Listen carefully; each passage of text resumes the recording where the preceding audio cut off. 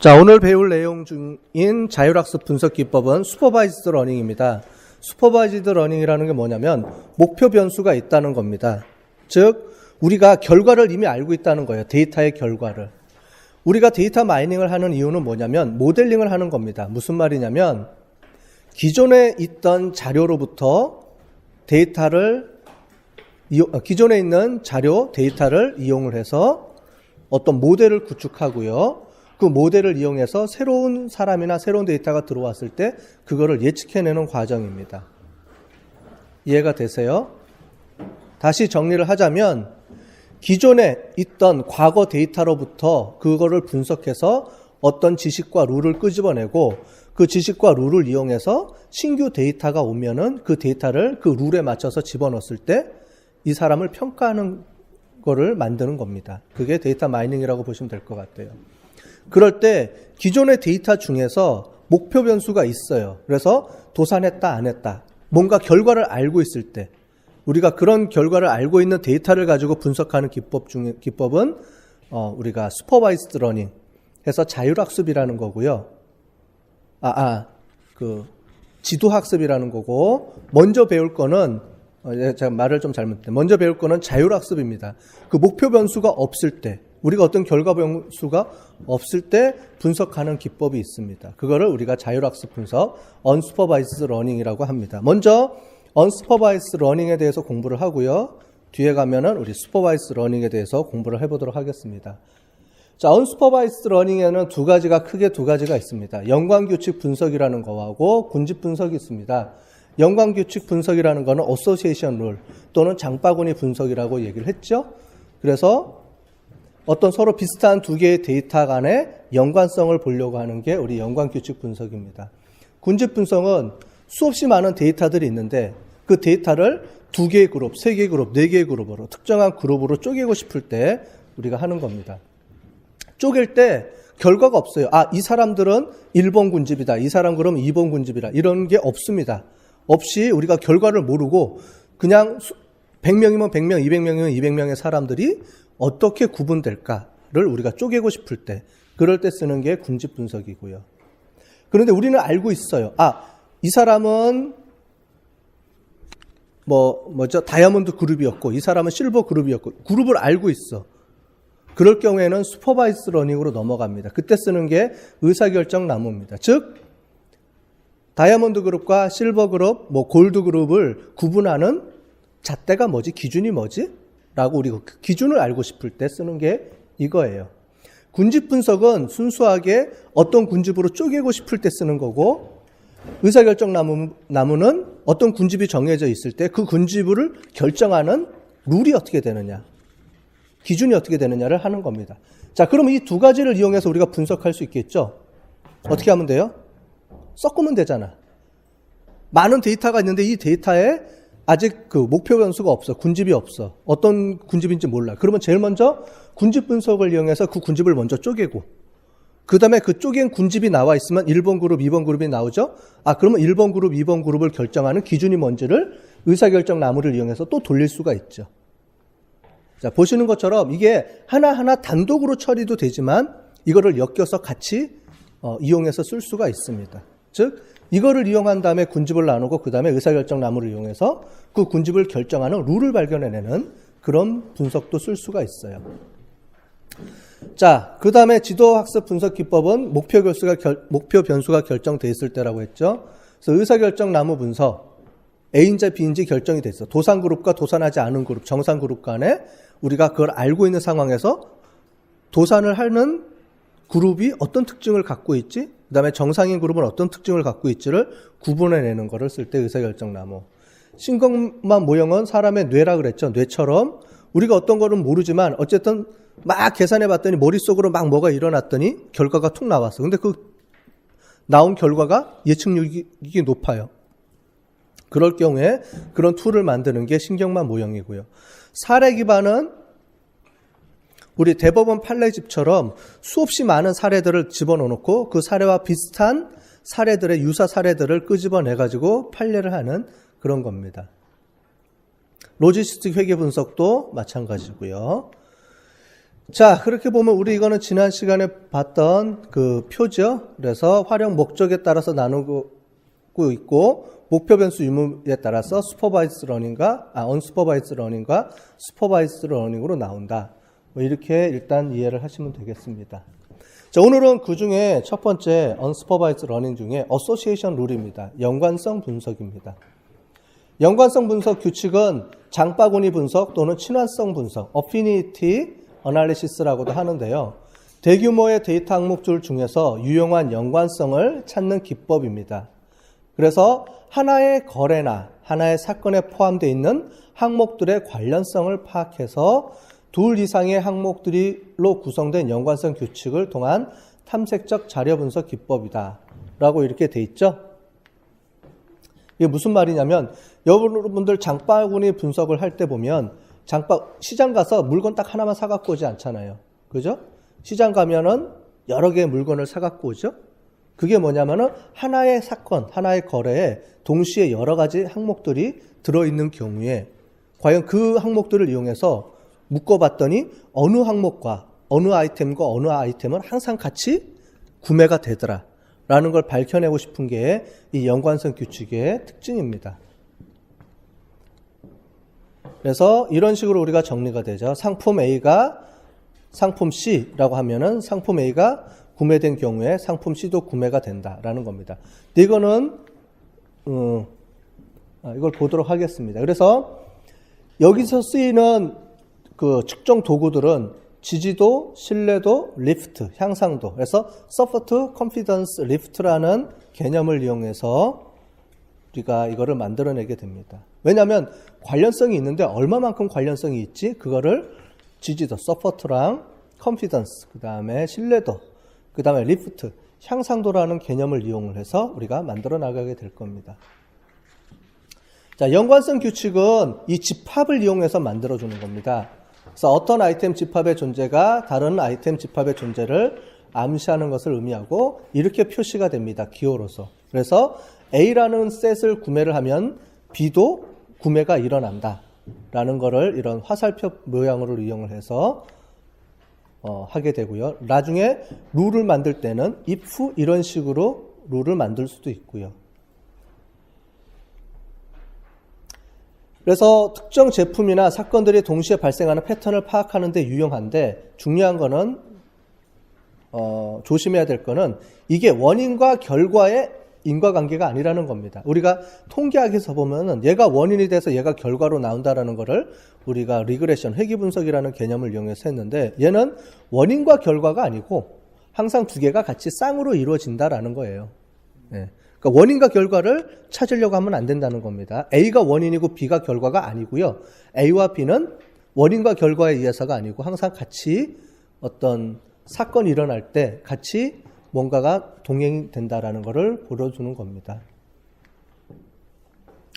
보통 우리가 이것을 이용해서 쓸 때는 교차 판매라든가 번들링, 그죠? 같이 묶어서 판매하는 거니까 이럴 때 쓰이게 되는 겁니다. 또는 상품 진열할 때도 같이 자주 구매하는 것들을 근접거리에다 두는 게 필요하겠죠. 그 다음에 우편물, 그 다음에 보험 부정행위 적발에서도 A가 B가 같이 일어나면은 이거를 사기로 볼 수 있다 없다 뭐 이런 것도 있고요. 카탈로그 디자인할 때도 같은 것끼리 같이 묶어서 디자인할 수도 있겠죠. 뭐 다양한 분야에서 적용할 수가 있습니다.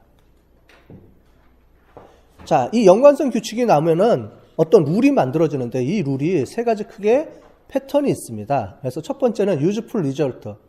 이게 보면은 마케팅 전략상 유효한 결과가 나온 경우가 있습니다. 그래서 해석할 때 이렇게 해석할 수가 있죠. 지난번에 항상 얘기하는 게 기저귀와 맥주와의 관계, 그 이유를 설명해서 이게 유용한 마케팅 전략이 나올 수가 있죠. 또는 트라이벌 리절트라고 그래서 이미 기존의 마케팅 캠페인에 의해서 결과가 도출된 경우도 있어요. 그러니까 나중에 결과가 나오면 이게 새로운 결과인지 아니면 우리가 기존에 했던 마케팅의 결과인지 이런 것들을 우리가 볼 수가 있겠죠. 그죠? 그래서 예를 들자면 정비 계약을 맺은 소비자들은 많은 설비를 구매한다. 이건 당연한 얘기죠. 이미 계약이 그렇게 돼 있기 때문에.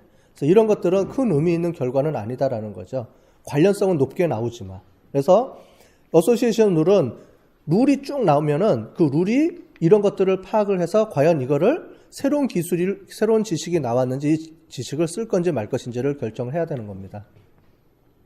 그다음 implicable result는 이제 의미를 발견하기 위해 많은 고민이 필요한 경우에 이런 것들 있죠. 이게 그래서 실제로 지식이냐 아니냐 이제 이런 것들을 잘 파악을 해야 되죠.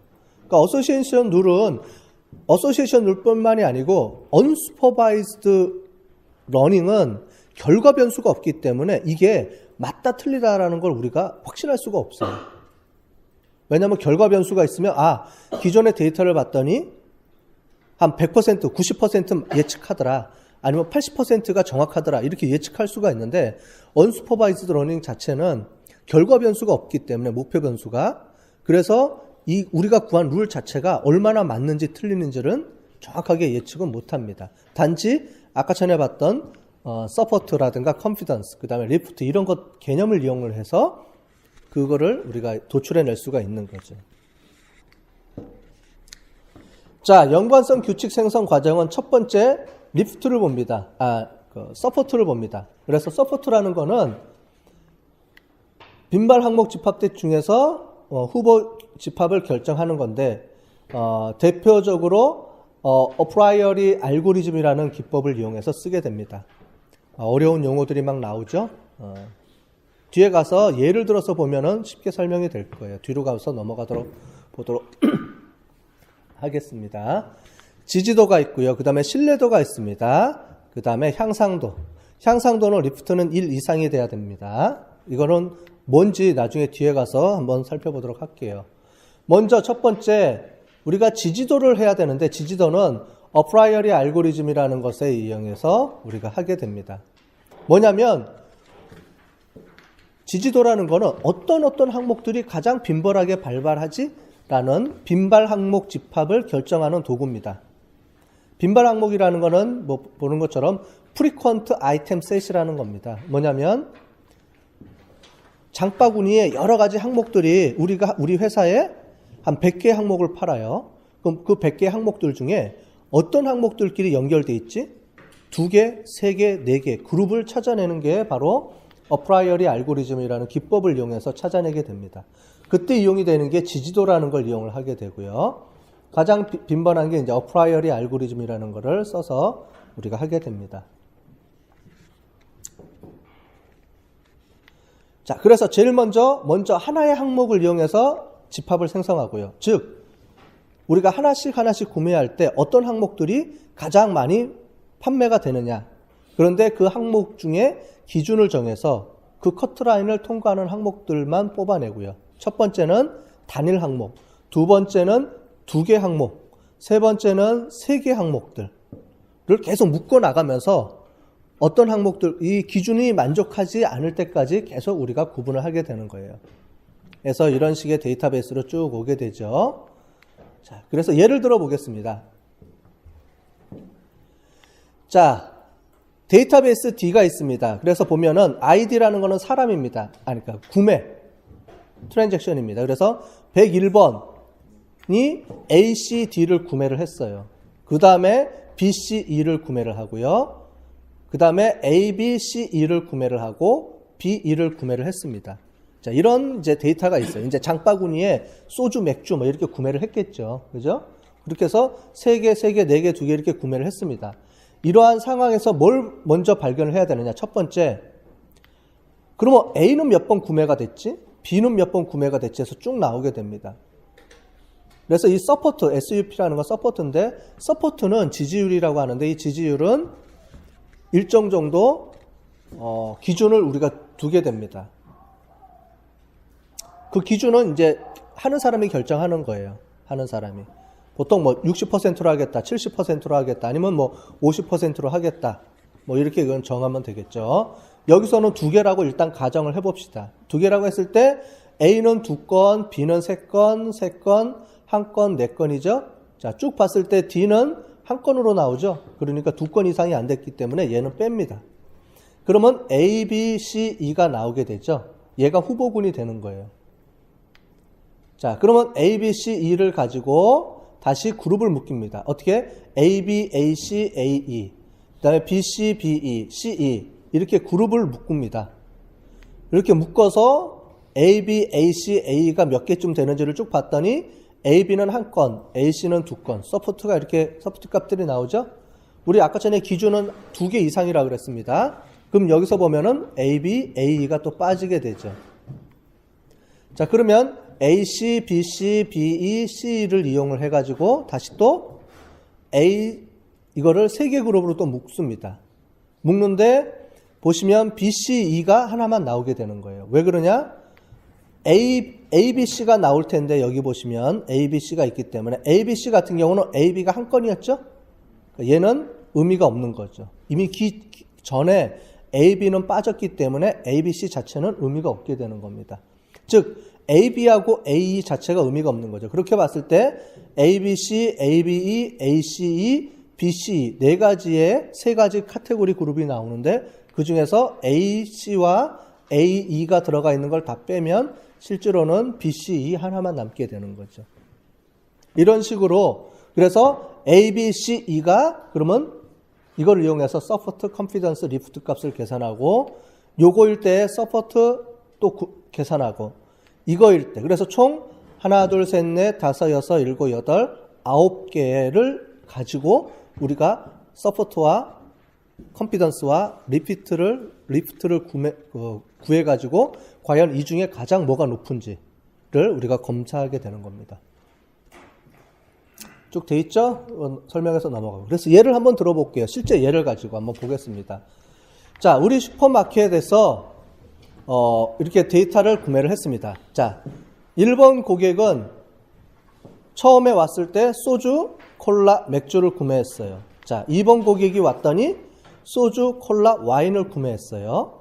3번은 소주하고 주스를 구매했습니다. 이게 장바구니에 이제 같이 담긴 거겠죠? 그래서 3개, 3개, 2개, 뭐 2개, 4개, 2개 이렇게 쭉 담았습니다.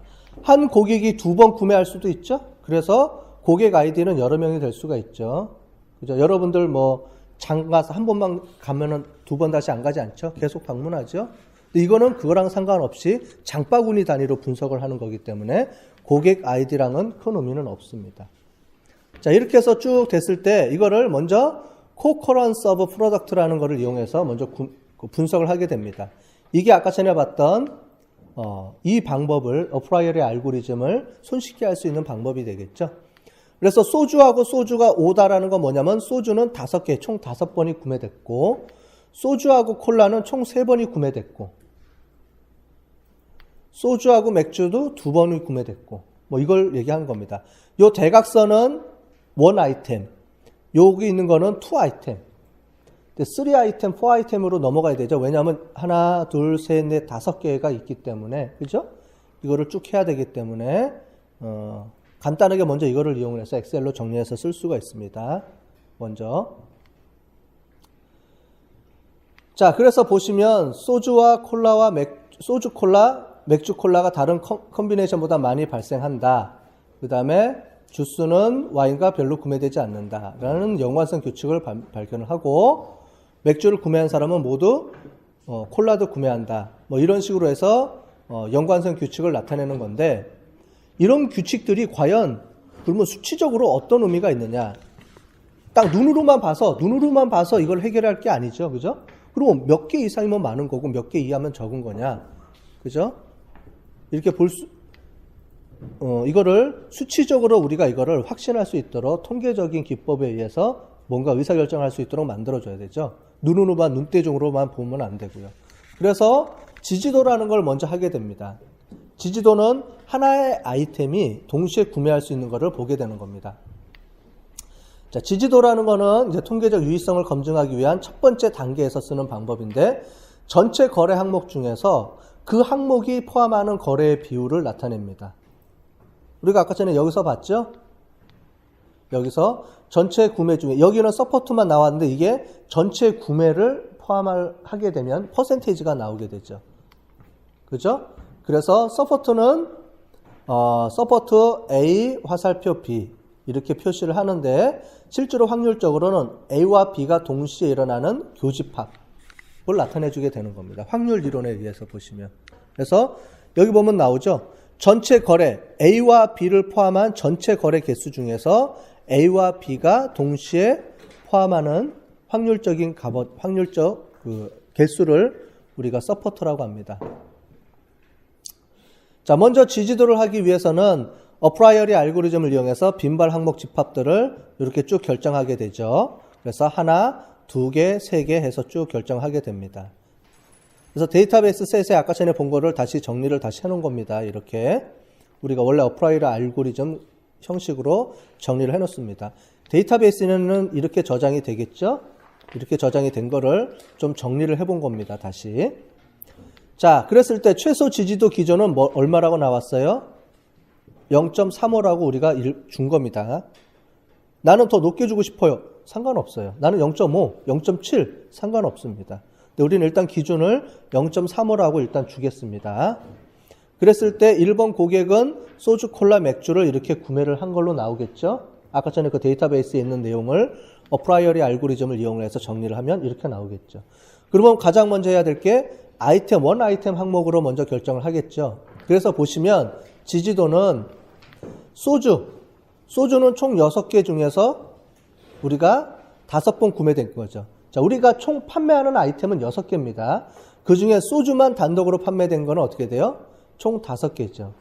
그래서 보시면 0.83이 나오게 되는 거죠. 그죠? 자, 소주, 콜라, 맥주, 주스, 와인 중에서 뭐가 하나가 좀 빠졌네. 6개 중에서 우리가 5개. 아니죠. 그러니까 여기 보면은 구매가 하나, 둘, 셋, 넷, 5개, 6개. 총 6개 구매 중에서 우리가 5번 구매가 이루어졌다라는 거죠. 그죠? 그렇기 때문에 0.83. 자, 콜라도 어떻게 돼요? 총 구매 건수입니다. 총 구매 6번 건수 중에 총 4건이 콜라를 구매를 했다. 그러니까 0.67. 여기는 3건이니까 0.5 해서 쭉 봤는데 주스하고 와인은 총 6건 중에 2건씩만 됐기 때문에 0.33이죠. 우리가 아까 전에 서포트의 기준을 우리가 0.35로 봤죠. 그러면 얘 두 개가 어떻게 돼요? 제거가 되죠. 제거가 됐으니까 그 다음엔 어떻게 돼요? 2개 항목 집합군을 이용을 해서 또 나누게 되는 거죠. 소주, 콜라, 소주, 맥주, 콜라, 맥주 해서 총 3건을 컨비네이션이 이루어지겠죠? 그래서 소주, 콜라를 봤더니 총 6개 중에 소주와 콜라를 동시에 구매한 고객이 3건. 전체 구매 건수 중에. 그래서 0.5. 소주하고 맥주를 동시에 구매한 거는 2건뿐이 안 됩니다. 콜라, 맥주도 봤더니 3건. 그래서 소주, 맥주는 의미가 없는 컨비네이션이다. 집합군이다. 즉 소주하고 콜라가 그렇게 많이 발생하는 건 아니다. 라고 보고 소주, 콜라하고 콜라, 맥주를 이용을 하게 됩니다. 자, 그 다음에 소주, 콜라, 맥주를 동시에 넣게 되면 0.33이 나오게 되죠. 그죠? 얘는 6분의 2니까 의미가 없기 때문에 빼주면 되는 거죠. 아니면 우리가 아까 전에 어프라이어리 알고리즘 기준에 의하면 소주, 콜라, 맥주에서 소주, 맥주가 들어가 있죠? 그러니까 소주, 맥주가 들어가 있으면 당연히 서포트 기준이 안 된다고 우리가 알려져 있잖아요. 그죠? 계산을 해봐도 역시 마찬가지로 안 되고. 그죠? 그러니까 요 두 가지를 가지고 총 그래서 하나, 둘, 셋, 넷, 5가지를 가지고 우리가 구매를 하게 되는 건데 첫 번째 항목은 의미가 없죠. 단일 항목이니까. 우리가 연관성을 볼 때면 2개 이상을 가지고 우리가 연관성을 봐야 되니까 2개 이상으로 우리가 만들어지게 되는 겁니다. 그래서 최종 분석 항목으로는 그래서 소주, 콜라와 콜라, 맥주를 우리가 선택을 해서 과연 이 2가지가 의미가 있는 집합이냐, 의미가 없는 거냐. 일단 서포트는 높게 나왔어요. 서포트는 높게 나왔는데 이게 과연 얼마나 더 의미가 있는지를 보겠습니다.